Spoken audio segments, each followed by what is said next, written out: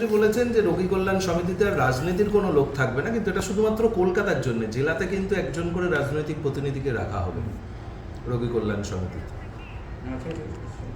এটা তো স্পষ্ট দ্বিচারিতা। আমরা প্রথম থেকে যে দাবিতে বিজেপি লড়াই করছে, যে সমস্যার মূল হচ্ছে মমতা ব্যানার্জি, দফা এক দাবি এক মমতার পদত্যাগ। আমরা পুজোর সময়ও সিগনেচার ক্যাম্পেনিংয়ে থাকব এই ইস্যুতেই, আর পুজোর পরে আমরা সমস্ত সিগনেচার মাথায় করে নিয়ে রাজভবনে দিয়ে আসবো বড় জমায়েত করে। অতএব এটা খুব পরিষ্কার, মমতা বন্দ্যোপাধ্যায় রাজনৈতিক অঙ্কে হসপিটালগুলো, স্বাস্থ্যকেন্দ্রগুলোকে নিয়ন্ত্রণ করতে, ডাক্তারদেরকে চাপে রাখতে, হসপিটাল থেকে মিথ্যা মেডিকেল রিপোর্ট বানিয়ে বিরোধীদের ফাঁসাতে, আর বিরোধীরা আক্রান্ত হলে তারা যাতে চিকিৎসার সুযোগ না পায়, তাদের গ্রিভিয়াস ইনজুরিকেও যাতে সিম্পল ইনজুরি করে দেওয়া যায়। বাঁকুড়ার বিষ্ণুপুরের গ্রামে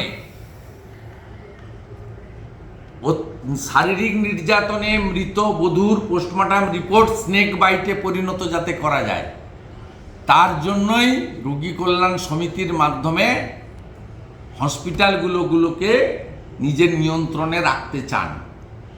কলকাতাতে এই কাজটা মমতা বন্দ্যোপাধ্যায়ের হয়ে নারায়ণ স্বরূপ নিগমরা এখন করে দেবে, যেহেতু কলকাতাতে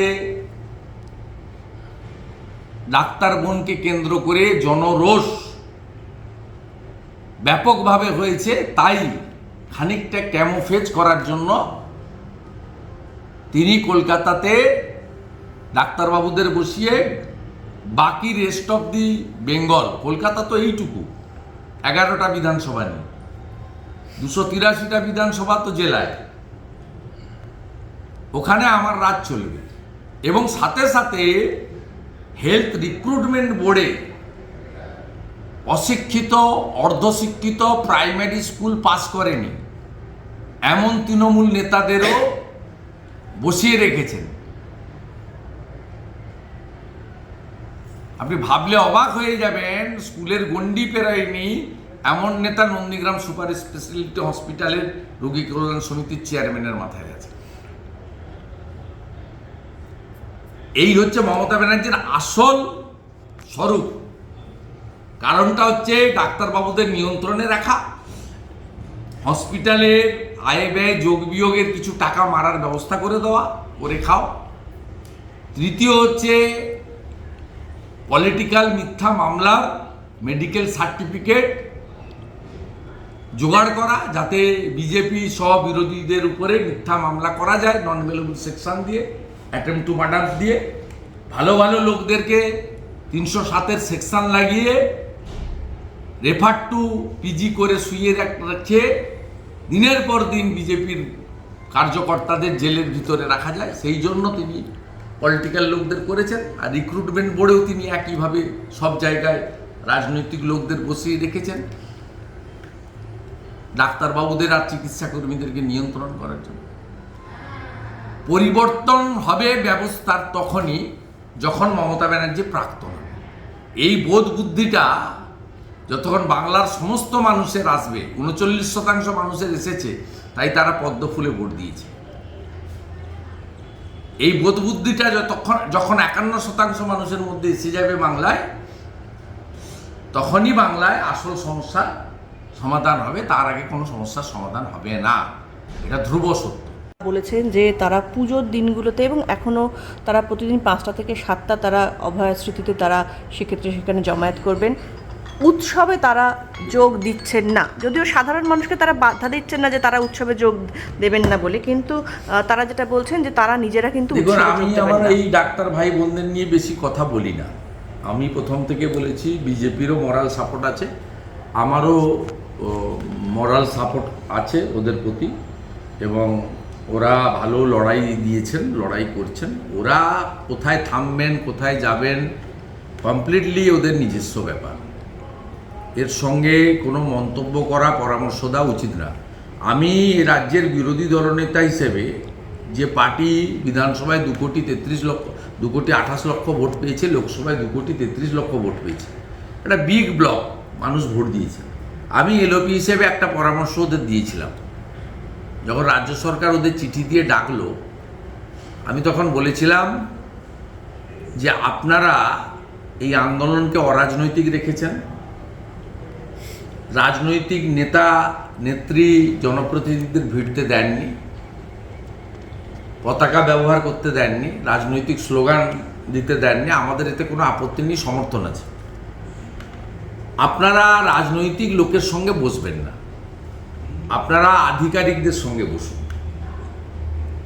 আমি সেদিন পরামর্শ দিয়েছিলাম এয়ারপোর্টের গেটে দাঁড়িয়ে, মুখ্য সচিবের সঙ্গে বসুন, সাংবিধানিক প্রধান রাজ্যপালের মধ্যস্থতায় বসুন।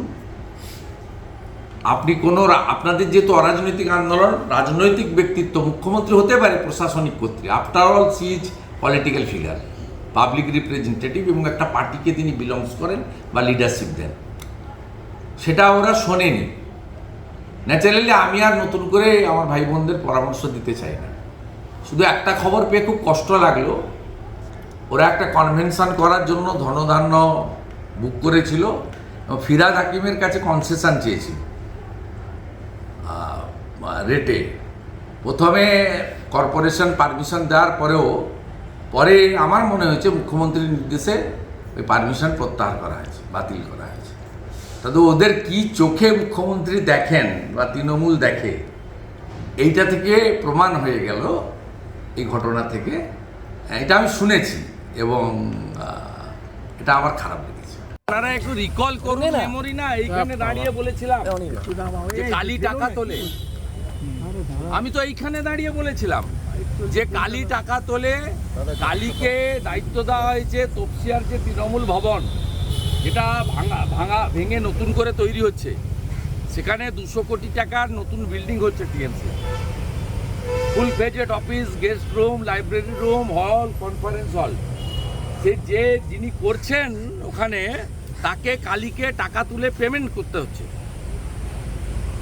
এই অভিযোগ আমি অনেক আগে এখানে বলেছি। কালির 7টা ফ্ল্যাট আছে, পার্থ চ্যাটার্জি অপার থেকে বেশি, হাওড়া থেকে, গড়িয়া থেকে, নিউ টাউন থেকে 7 ফ্ল্যাট আছে। এই তো আমি আপনাদের আগে বলেছি, আপনারা বাসি খবর বলছেন। অপোজিশন লিডার আগে বলে গেছে না, কিন্তু অভিষেকের অফিস বলছে আজকে মেয়রের অফিসের ওএসডি এটা করছে, মানে কোথাও তো ঘরের মধ্যে কোন্দল দেখে। আপনি যে এখন বলছেন যে তৃণমূল ভবন তৈরি করতে টাকাটা খরচা করছে। কোন্দল আমি স্বীকার করি না। আমি ব্যক্তিগতভাবে কারোর নাম বলছি না। ভাইপোর একমাত্র পরিচয় তিনি মমতা ব্যানার্জির ভাই, মুখ্যমন্ত্রীর ভাই। ওনার আলাদা কোনো অস্তিত্ব আছে বলে আমি স্বীকার করি না। অতএব মমতা ব্যানার্জিকে বাদ দিয়ে ওনার নিজস্ব কোনো কিচ্ছু নেই। আর আমি নিজেও মনে করি যে মমতা ব্যানার্জি কখনোই তার ভাইপোর উপর নির্ভরশীল নন। কার্বাইড দিয়ে কাঁঠাল পাকানোর মতো। আমি অনেকবারই বলেছি, ক্ষমতায় আসার পরে প্যারাশুটে নামা অথবা লিফটে ওঠা নেতা কখনো ন্যাচারাল লিডার হতে পারে না। ন্যাচারাল লিডার তারাই যারা মাঠে ঘাটে সংগ্রাম করে স্রোতের বিরুদ্ধে লড়াই করতে করতে সংগ্রামটা করে, তারাই। যাদের ছাত্র রাজনীতির ব্যাকগ্রাউন্ড রয়েছে, যুব রাজনীতির ব্যাকগ্রাউন্ড রয়েছে, কৃষক আন্দোলনের ব্যাকগ্রাউন্ড রয়েছে, শ্রমিক আন্দোলনের ব্যাকগ্রাউন্ড রয়েছে, তারাই পলিটিক্যাল, তাদের আলাদা। স্বাভাবিকভাবে এটা আপনারা চেষ্টা করেন কখনো কখনো মিডিয়া, আমি এটা কখনো বিশ্বাস করি না যে মমতা বন্দ্যোপাধ্যায়কে বাদ দিয়ে তার দলের কারোর অস্তিত্ব আছে। আগে বলা হতো শুভেন্দু অধিকারীরও অস্তিত্বটা মমতা ব্যানার্জির আছে বলে তাই আছে। মমতা ব্যানার্জির ঘনিষ্ঠ প্রথম সারির নেতারা বলতেন, এই যে লোক দেখছেন না পিছনে দিদির ছবি আছে বলে, এই ছবিটা যেদিন সরিয়ে